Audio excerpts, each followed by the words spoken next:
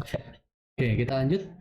Nah, setelah kita memahami secara utuh gitu ya, setelah kita memahami secara utuh dari segi apa sih yang dibutuhkan oleh si pelanggan kita gitu ya, atau calon pelanggan kita, baru deh kita coba untuk mendefinisikan atau merumuskan masalahnya itu sebenarnya ada di mana gitu ya. Nah, yang pertama adalah kita harus membuat yang namanya problem statement crafting atau ya problem statement lah ya. Kita membuat sebuah problem statement dari problem-problem yang sudah kita temukan.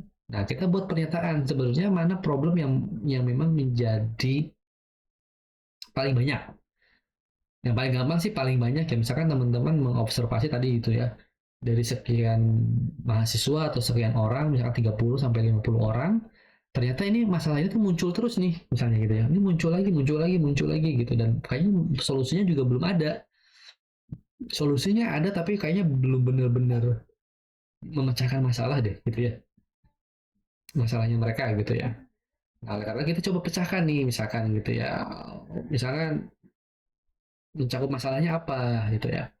Dan ada rumusnya teman-teman. Rumusnya adalah mulai dari siapa, butuh apa, karena apa.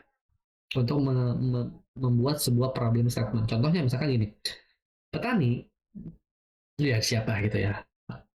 Butuh literasi digital marketing, itu apanya, karena kenapa? Karena agar bisa bersaing di era teknologi digital gitu ya. Kan jelas ya, petani butuh apa, karena apa. Nah sekarang pertanyaannya kalau misalkan tadi mahasiswa, mahasiswa baru butuh apa, karena apa.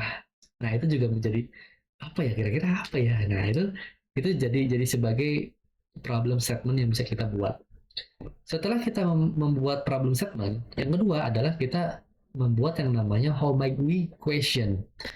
Jadi how might we question ini adalah sebagai pembuka untuk menemukan solusi pertanyaan-pertanyaan yang men-trigger untuk mencari solusi. Misalkan bagaimana ya kita bisa meningkatkan literasi digital marketing bagi para petani.